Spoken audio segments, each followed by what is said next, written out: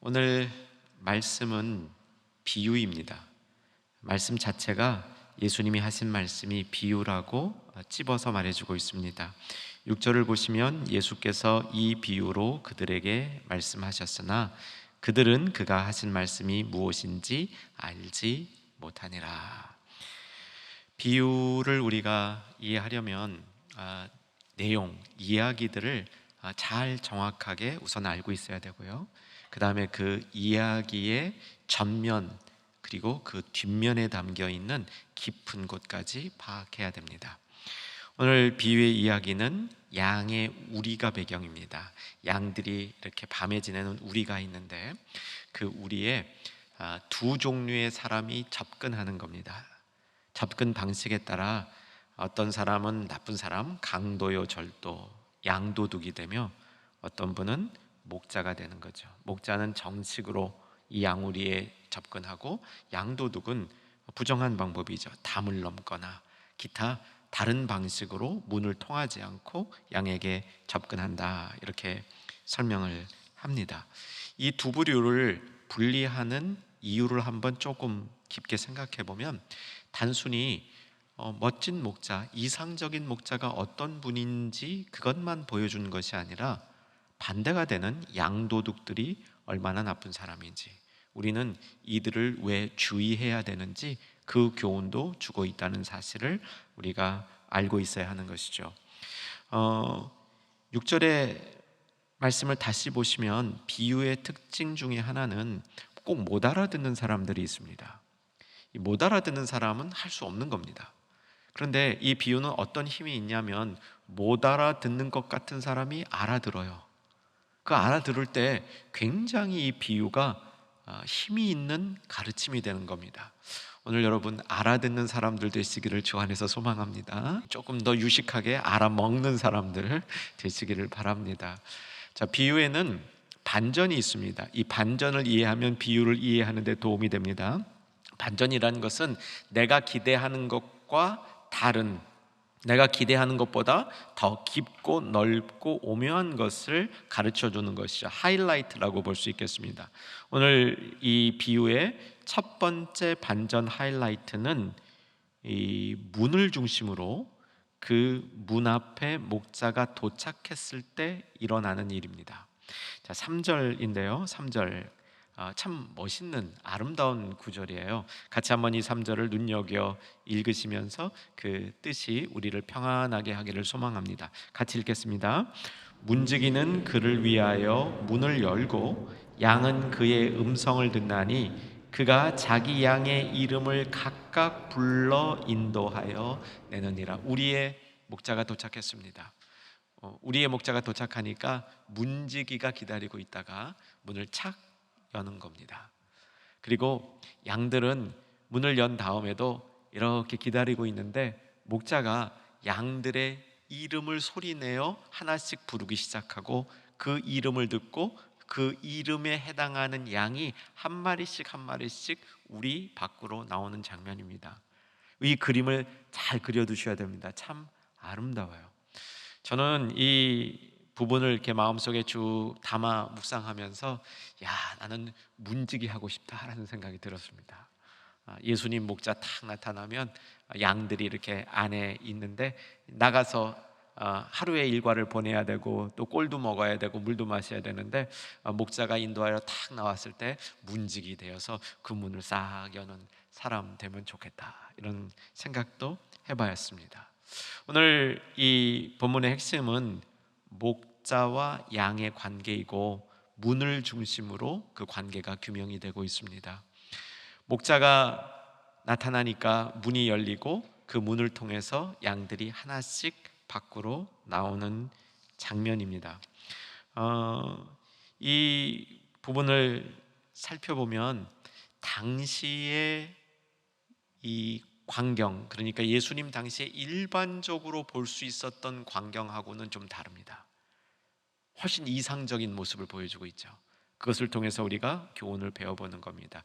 당시의 보통의 모습은 뭐냐면 목자가 우리에 도착을 하죠.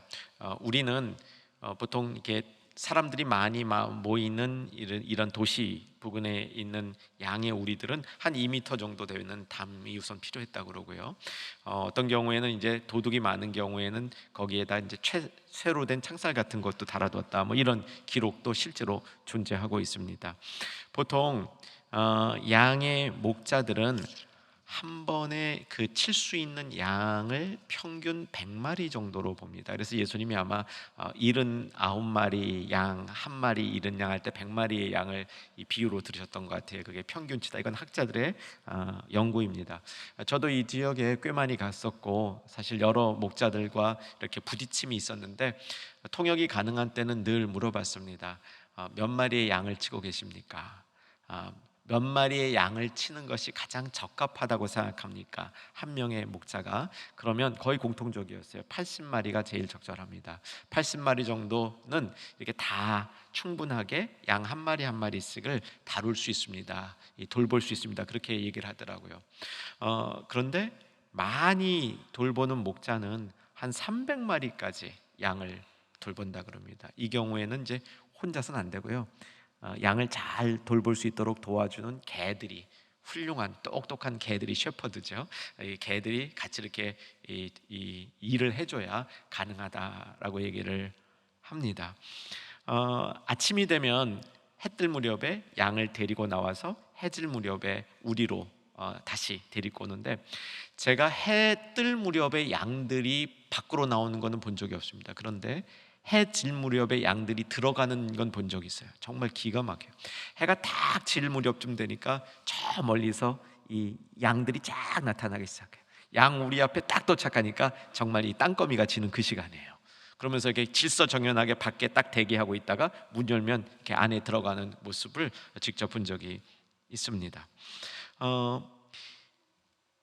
양치기는, 목자는 자기 양들이 소리를 듣도록 훈련시킨다 그럽니다. 주로 필이나 파이프 같은 삑 하는 소리를 내겠죠. 그 소리의 음색, 음질에 따라서 양들이 그것을 훈련받고 그 소리가 나면 자기 목자인 줄 알고 따라가는 그런 훈련을 시킨답니다. 그래야 이 적절한 양들을 잘 인도할 수 있다고 이야기를 합니다.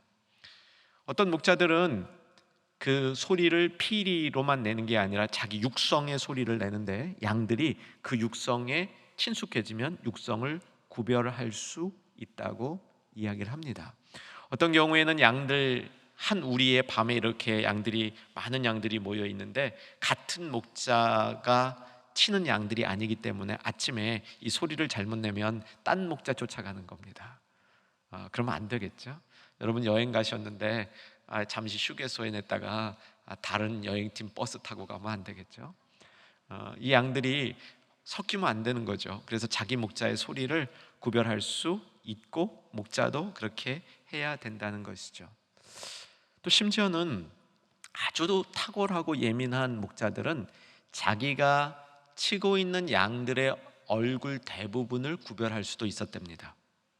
그것도 가능할 것 같아요. 우리가 보기에는 다 그 양이 그 양 같지만 실제로 사막에 들어가서 낙타는 이제 사막에서 비싸고 귀한 동물인데, 이 낙타를 기르는 가정은 낙타의 얼굴을 다 구별한답니다. 이거는 누구 집 낙타, 이거는 개똥이네 낙타, 이건 쇠똥이네 낙타, 다 구별한대요. 그래서 낙타 도둑들이 혹 낙타를 도둑질해도 그 마을에서는 팔 수가 없답니다. 그 정도로 낙타도 구별하는 거 보니까 아마 양의 얼굴도 구별 가능할 것 같습니다. 오늘 본문에 그러나 이 세상에서는 거의 일어나지 않는 일이 뭐냐면 그 양들 하나하나의 이름을 구별해서 불러주는 겁니다. 이게 목자의 멋이고 목자의 능력이고 목자의 사랑입니다. 이 부분을 오늘 보여주는 것이 예수님의 비유의 첫 번째 하이라이트입니다. 보통의 목자들과 다른 목자의 모습을 보여주는 거죠. 예수 목자의 모습을 보여주는 겁니다. 예수 목자의 모습은 양을 보호하고 양을 먹일 뿐 아니라 그 일에 성실할 뿐만 아니라 양을 이름으로 구별하여 부른다는 겁니다. 그런데 놀랍게도 양들도 그의 음성을 정확하게 구별한다는 겁니다. 저는 이 장면을 묵상하면서 이런 생각도 해보았습니다. 목자가 아침에 도착을 했다. 문지기가 문을 열고 문지기가 안으로 들어가서 양들의 엉덩이를 걷어차갖고 밖으로 내보내는 게 아니고, 또 밤새 양들이 우리에만 갇혀 있다가 아침에 좋은 공기와 함께 문이 열리면 서로 먼저 튀어나가겠다고 아귀다툼을 하듯이 경쟁하듯이 우리 밖으로 나오는 게 아니고 굉장히 질서정연해요. 목자의 통제 아래 완전히 있다는 거예요. 목자는 그 이름을 부르고 그 이름의 음성을 구별하여서 양들이 한 마리씩 자기 이름을 부를 때 문 밖으로 나온다는 겁니다. 여러분, 얼마나 기분 좋겠어요? 여러분, 어떤 목자의 양이 되시기를 원하십니까? 저는 이런 목자의 양이 되기를 원합니다. 우리 주님이죠. 한 마리씩 한 마리씩 그 이름을 불러서 매일같이 우리 밖으로 나오게 하는 겁니다. 먹여주기 위해서. 당시에 목동들의 그 임무가 다 또 기록에 보면 있어요. 몇 시에까지 꼴을 먹이고 몇 시에 물을 먹이고 물을 또 하루에도 몇 번 먹이고 이런 것들이 다 있습니다. 그런 절차에 따라서 이제 양을 치기 위해서 양들을 불러내는데도 한 마리씩 그 이름을 불러가며 밖으로 끄집어 내고 있는 모습입니다. 성경에 보면 예수님께서 제자들의 이름을 불러주는 장면이 나오죠. 예수님이 이름을 불러주셨던 제자들은 여지없이 예수의 정말 참 제자가 된 것을 우리가 발견합니다. 대표적으로 삭개오죠. 삭개오는 예수님 보고 싶었는데 키가 작았고 많은 사람들이 둘러싸여 있는 그 중간에서 예수님을 볼 수 없기 때문에 나무 위에 올라갔고, 근데 예수님은 나무 위에 올라간 삭개오를 발견하시고 그와 눈을 마주치시고 그 이름을 불러주는 거죠. 삭개오야. 어떻게 자기 이름을 알았겠어요? 예수님이. 제가 삭개오라면 그 순간에 거의 기절할 뻔했을 것 같아요. 그러니까 그 기절은 좋은 거죠. 좋아서 예수님 앞에 녹아지는 거죠. 하나님이 이렇게 나를 알고 계시고 나의 형편을 이름을 불렀다는 건 형편도 다 아신다는 얘기 아니겠습니까? 여러분, 성경을 보시면서 이름을 부른다는 것에 주의를 주셔야 돼요.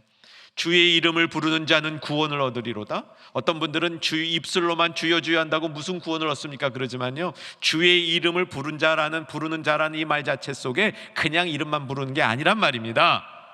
그 주님께서 내 이름을 알아서 불러준 경험이 있다, 그런 뜻이겠죠. 주님께서 내 이름을 알아서 불러준 경험이 있기 때문에 나도 주님을 그 마음으로 그 심정으로 부른다, 그 얘기죠. 그럼 구원 받은 거 아닙니까? 그렇게 관계가 친밀하게 맺어져 있으면 구원받은 증거가 되는 거죠. 이름을 불러준 예들이 많아요. 요한복음에서만 찾아보십시다. 1장에 보면 나다나엘이라는 인물이 등장하죠. 이 나다나엘은 예수님의 12제자가 아니지만 전승에 의하면 그가 혹시 바돌로메오가 아닌가 이런 얘기도 있습니다. 근데 나다나엘을 예수님이 부르실 때 빌립이 나다나엘을 예수님 앞에 데리고 왔지 않습니까? 그 처음에 얘기할 때는 예수님 별것 아닌 걸로 봤어요. 나사렛에서 무슨 선한 것이 날 건가 이렇게 봤는데, 예수님이 나다나엘에게 네가 저 무화과 나무 아래 있을 때부터 내가 너 봤다. 너 보통 인물이 아니구나. 네 안에 간사함이 없다. 참 이스라엘이다. 그러니까 나다나엘이 그 말을 듣는 순간, 그 전까지는 간사함이 조금 있었는지도 몰라요.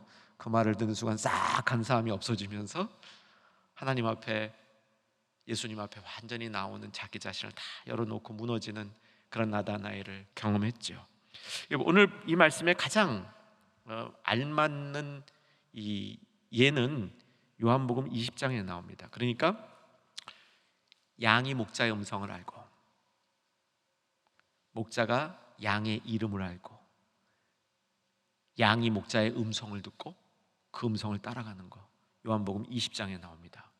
20장 16절 볼 겁니다. 찾을 수 있는 분들은 찾으셔도 좋고 자막 뜰 겁니다. 이 장면은 뭐냐면 예수님 부활하신 장면이에요. 예수님이 부활하신 장면에서 마리아가 예수님을 찾으러 무덤에 갔는데 예수님의 시신이 없는 겁니다. 누가 도둑질했는 줄 알았어요. 부활을 했다는 생각은 하지 못하는 거죠. 누가 치웠는 줄 알았어요. 그래서 마리아가 너무 안타깝게 그 예수님의 시신을 찾고 있는데 젊은이 하나가 지나가는 거예요. 사실 부활하신 예수님이었는데 마리아가 부활하신 예수님을 못 알아본 거예요. 어쩌면 부활하신 예수님의 모습이 광채처럼 변하고 더 멋있게 변했을 수도 있는데, 어쨌든 15절에 보면 그렇게 자신을 못 알아보는 마리아에게 예수께서 이르시되 여자여 어찌하여 울며 누구를 찾느냐 하니, 마리아는 그가 동산직인 줄 알고 이르되 주여 당신이 옮겼거든 어디 두었는지 내게 이르소서, 그리하면 내가 가져가리이다. 이때 예수님께서 16절 말씀을 하시는 겁니다. 자, 16절 같이 읽겠습니다. 예수께서 마리아야 하시거늘 마리아가 돌이켜 히브리 말로 라보니 하니, 이는 선생님이라 하는 말이라. 자, 잘 생각해 보세요.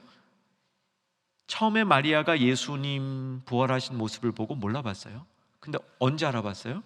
마리아야 라고 이름 부르니까, 그 음성을 들으니까 아, 이거 우리 주님 음성이네 하고 알아듣는 거예요. 이걸 얘기하는 겁니다. 양들이 목자의 음성을 알고 그 음성을 알기 때문에 그 음성만 따라간다는 겁니다. 자, 4절과 5절에는 어떻게 양들이 음성을 따라가는지, 목자가 음성으로 양들을 이끄는지에 관한 말씀이 나오는데 같이 한번 읽도록 하겠습니다. 4절과 5절 말씀 준비되었죠? 읽겠습니다. 자기 양들을 다 내놓은 후에 앞서가면 양들이 그의 음성을 아는 고로 따라오되 타인의 음성은 알지 못하는 고로 타인을 따르지 아니하고 도리어 도망하느니라. 이런 양들 보면 목자도 예쁠 것 같아요. 음성 따라가고 또 음성 비슷하게 변조해가지고 이 다른 이 목자 혹은 다른 양도둑이 꼬둑일 때 음성만 듣고도 구별할 수 있는 양들, 참 목자가 볼 때도 예쁜 양들일 것 같습니다. 사랑하는 여러분, 주의 음성을 구별할 수 있는 우리들 되기를 주의 이름으로 축원합니다. 왜냐하면 주님이 우리의 음성을 불러주셨거든요. 우리의 이름을 불러주셨거든요. 음성을 들려주셨거든요. 말씀을 통해서 우리에게 주의 음성을 들려주시기 때문에 그 음성을 들은 우리는 이게 예수님의 음성이구나, 예수님의 말씀이구나, 예수님의 인도하심이구나 하는 것들을 우리의 삶의 현장에서 분별할 수 있어야 됩니다. 세상이 참 복잡하거든요. 세상에 참 다양한 소리가 있습니다. 예수님의 음성과 비슷한 소리도 세상에는 꽤 많을 수 있습니다. 내 이름을 부르는데 이름을 살리기 위해서 부르는 게 아니라, 좋은 것 주기 위해서 부르는 게 아니라, 바른 길로 가게 하기 위해서 부르는 것이 아니라, 양도둑이 하려는 것처럼 잡아다가 멸망시키고 잡아먹으려고 부르는 그 음성이 목자의 음성과 비슷한 경우도 있을 수 있다는 겁니다. 당시의 양도둑들이 실제적인 양들에게 위협이 된 것처럼 이 시대의 우리들도 그런 위험에 노출되어 있을 수 있다는 겁니다. 그래서 목자의 음성을 듣는 것은 참 중요합니다. 여러분, 다시 한번 마음속에 이 마음 정리했으면 좋겠습니다. 예수님이 저와 여러분의 이름을 불러주셨습니다. 그리고 그 음성을 알려주셨습니다. 우리가 그 음성을 따를 수 있기를 소망하며 갈망하는 우리 모두가 되기를 바랍니다. 양에 대해서는 좀 오해가 있습니다. 오해가 많은 편이죠. 우리가 양 그러면 푸른 초장, 하얀 양, 깨끗해. 양털, 따뜻해. 양, 급히 다니는 법이 별로 없어. 얌전해. 이렇게 양을 생각하죠. 온순, 얌전, 깨끗, 이런 것, 또 따뜻함, 이런 것들이 양이 주는 이미지입니다. 그런데 실제 양은 그렇지 않다고 얘기합니다. 양은 하나도 안 깨끗하다고 그럽니다. 제가 이민교회를 섬길 때에는 남미 안데스 산맥 선교를 종종 갔는데요. 거기에 가면 이제 막 깎아낸 양털을 이렇게 씻는 그런 기간이 있어요. 흐르는 물에 양털을 담가놓고 정기적으로 이게 씻어내요. 아주 오랫동안 해야 된답니다. 몇 달을 해야 된대요. 그래야 그 더러운 게 빠진대요. 그 정도로 양은 더럽습니다. 깨끗하지 않습니다. 양이 얌전해 보이지요? 얌전한 게 아니라 고집이 세다고 그럽니다. 양이 이렇게 이 행동도 느리고요, 뭐 이렇게 좀 이 따뜻해 보이고 풍성해 보이긴 하는데 그게 아니고 정확히는 양은 무능한 동물의 대명사입니다. 자기 먹이를 못 찾아 먹는 몇 안 되는 동물이에요. 동물들은 대개 다 자기 이 먹이를 찾아 먹을 수 있습니다. 그러니까 먹이를 못 찾아 먹어요. 이 양이요, 자기를 보호하는 방법이 또 없어요. 양은 자기를 보호하는 방법이 없습니다. 대부분의 동물들은 다 자기 보호 수단이 있습니다. 남이 공격할 때 그것을 이렇게 방어하거나 역공하는 그런 방법들, 아니면 최소한 자기의 몸의 형체라도 이렇게 바꿔가지고 색깔도 이렇게 바꿔가지고 감추는 방법이 있는데 양은 그런 방법이 없지요. 또 양의 특징은 쇼다리입니다. 그래서 빨리 움직일 수가 없어요. 양을 몰아간다 그런 거 없어요. 양 치는 것은 천천히 다녀야 되는 겁니다. 적지 않은 분들이 양이 많은 동네 가면 경험하게 되는데, 저도 직접 몇 번을 경험했습니다. 자동차가 가다가 도로를 양들이 점령한 것 때문에 그냥 멈춰 서야 되는, 30분도 좋고 1시간도 좋고 멈춰 서야 됩니다. 양들이 도로를 점령하면 움직이질 않습니다. 운전수가 밖에 나가서 양들을 뭐 이렇게 몇 대 때리거나 소리를 낸다고 해서 양들이 꿈쩍도 않습니다. 양들이 거기에 꿈쩍도 않는 이유는 목자가 화장실 간 겁니다.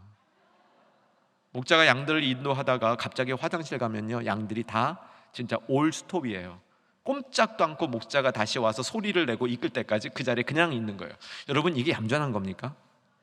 제가 볼 땐 무능이에요. 깨끗한 거가 아니고 그냥 고집이 센 거예요. 그런데 그렇기 때문에 양에게는 이 약점 때문에 가진 장점이 있어요. 목자를 그냥 꽉 붙들기는 거예요. 양들은 목자 잘 만나야 돼요. 여기서 나오는 예수님 좋은 목자를 만나야지, 사꾼 목자 만나면 간신히 생존하는 것이고 양도둑이 오면 그냥 죽는 거예요. 다른 수단이 없는 겁니다. 그래서 그냥 그 목자 꽉 붙들고 살아가는 겁니다. 우리 중형 가족들 중에도 정말 믿음이 순수하신 분 가운데 이런 분들이 있어요. 정말 나는 모르겠습니다, 그냥 저는요 예수님만 꽉 붙들고 갑니다. 얘는 틀리면 예수님이 나 고쳐주시고, 나는 무능하고 나는 아는 거 없으니까 나 가르쳐주시면 또 바꾸고 또 고치고, 근데 예수님만 붙들고 갑니다. 이거 양 같은 신앙인데 좋은 신앙입니다. 그래서 양에게는 목자가 참 중요한 거죠. 선한 목자냐, 양들의 진정한 목자냐, 양도둑이냐에 따라서 양의 운명은 바로 결정이 난다는 사실입니다. 이제 본문은 7절로 옮겨가면서 이제 가르침의 깊이가 한 단계 더 깊어지고 있습니다. 말씀드린 대로 비유에는 반전이 나오고, 반전을 통해서 비유를 이해하는 것이 비유의 핵심을 붙드는 길입니다. 첫 번째 반전은 뭐였냐면, 문에 도착한 목자가 단순한 음성이 아닌 이름을 불러서 양들을 이끌었다.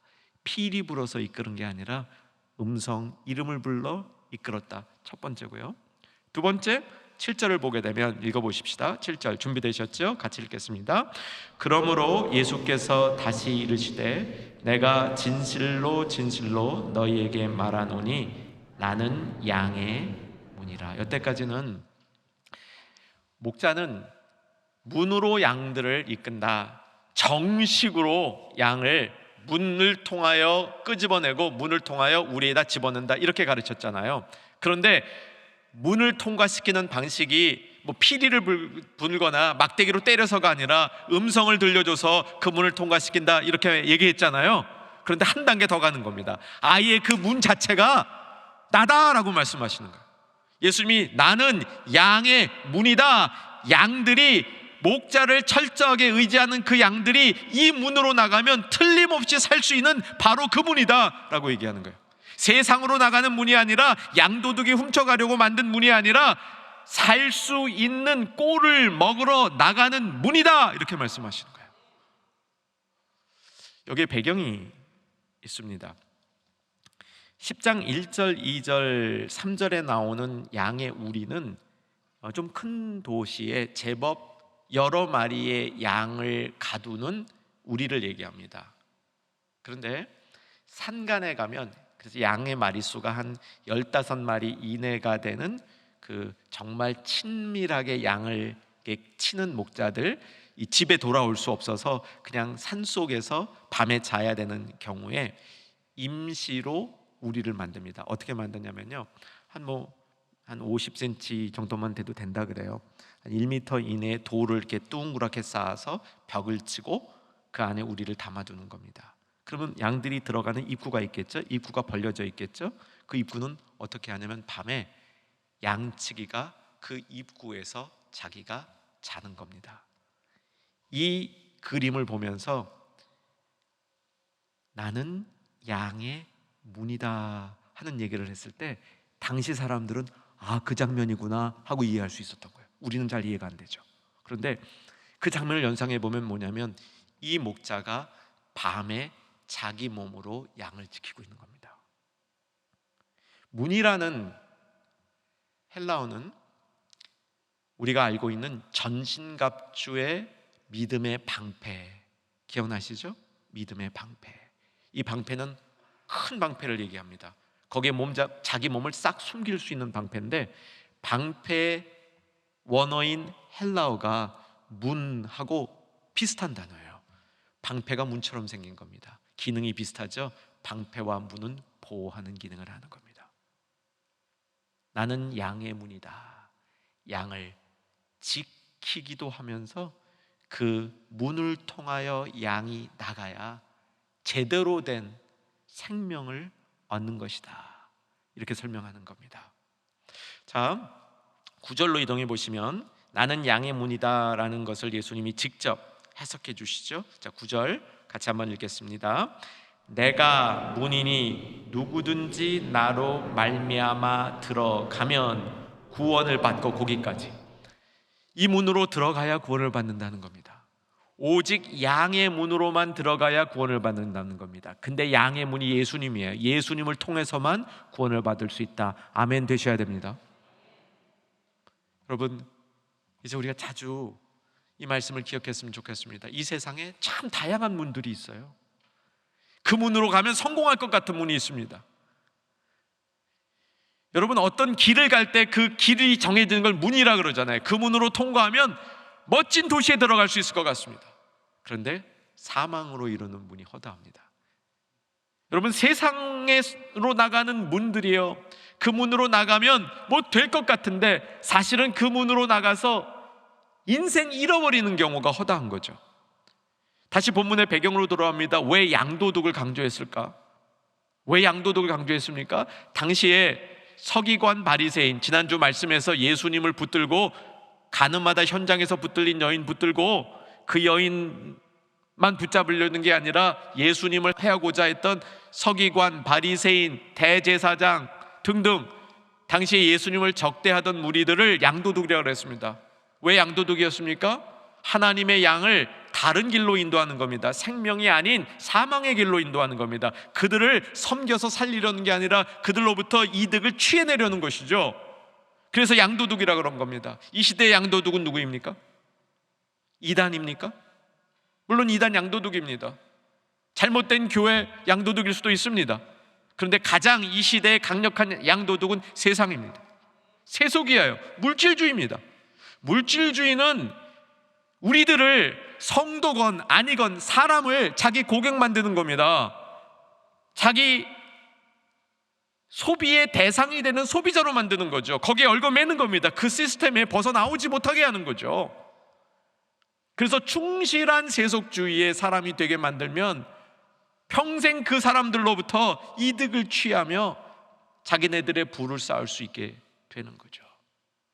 그걸 양도둑이라고 예수님은 2000년 전에 말씀하신 겁니다. 그럼 이 세상 속에 우리 믿는 사람들은 어떻게 살아야 될까요? 예수, 나는 양의 문이다. 그 문으로 들어가야 구원을 얻는다. 여러분, 예수님 문으로 들어간다는 이것을 또 한번 이 그림으로 그려보시기 바랍니다. 예수 양의 문으로 들어가면 어디로 들어가겠습니까? 하나님 앞으로 가겠죠. 생명이 있는 곳으로 가겠죠. 그래서 예수님이 이 땅에 오신 것은 영생을 주려 합니다. 예수님 문으로, 양의 문으로 들어가면 구원을 얻는데 그게 뭡니까? 예수님과 또 연합되는 거죠. 예수님과 함께하는 겁니다. 예수님과 연합되려면 예수님 안으로 들어가는 건 아닙니까? 들어오라고 문을 만들어 주신 겁니다. 들어오라고, 이리로 들어오라고 문을 만들어 주신 것이죠. 자, 9절 조금 더 봅니다. 9절에 보면 양의 문으로 들어갈 때 사실 세 가지를 얘기하고 있습니다. 저를 따라 보셔야지 이 세 가지가 눈에 쏙 들어옵니다. 내가 문이니 누구든지 나로 말미암아 들어가면, 첫째, 문으로 들어가면 첫째 구원을 받고, 문으로 들어가면 구원을 받습니다. 두 번째는 들어가며 나오며, 이게 하나 묶음이에요. 들어가며 나오며, 들어가며 나오며. 그 문으로 들어갈 수도 있고 나올 수도 있어야 됩니다. 자유함이에요. 들어는 갔는데 못 나오면 감옥입니다. 나왔는데 못 들어가면요, 방황입니다. 들어도 갈 수 있고 나올 수도 있어야 돼요. 양의 문은 자유함을 주는 문이라는 겁니다. 출입이 자유로운 거예요. 그리고 세 번째가, 여기 이제 우리말 보시면 이렇게 읽으셔야 돼요. 구원을 받고 또는 들어가며 나오며 또는 꼴을 얻으리라. 세 가지예요. 들어가서 구원받고 들어가며 나오며 꼴을 얻으리라. 생명을 얻는 거죠. 여러분, 예수님 문, 양의 문을 통하여 들어가면, 양의 문을 통해 들어가면 어떤 꼴을 얻겠습니까? 생명의 양식을 얻겠죠. 예수님이 생명의 양식이니까 나의 몸은 생명의 양식이라. 그래서 10절 뒷부분에 보게 되면 내가 온 것은 양으로 생명을 얻게 하고, 목적이죠. 그 다음 놓치시면 안 됩니다. 더 풍성히 무엇을? 생명을 얻게 함이라. 여러분, 생명 한 번만 얻고 끝내지 마시기 바랍니다. 여러분, 생명을 얻으신 분들은요, 양에게 매번 꼴이 공급되듯이 그 생명에 더 풍성한 것이 추가되는 줄로 꼭 믿으시기 바랍니다. 그 은혜를 누리시기 바랍니다. 이 시대의 가치를 생각하면서 이제 온 세계가 좀 잘 살게 되었어요. 그래서 믿지 않는 사람들도, 철학이나 사회학자들 중에 이 시대의 사람들은 그냥 생활만 하는 것을 원치 않고 나은 생활을 하기를 원한다. 생활, 라이프만을 원하는 게 아니고 더 나은 생활, better life를 원한다. 그렇게 설명을 해요. 그래서 많은 사람들이 그 분야를 연구합니다. 어떻게 하는 게 그 더 나은 삶인가? 그래서 우리가 이것도 하고 저것도 하고 저 음식도 공해 없이 좀 먹고 환경도 친환경 쪽으로 만들고 이런 게 다 이제 그런 흐름 가운데 있는 거예요. 근데 여러분, 그 핵심은 성경입니다.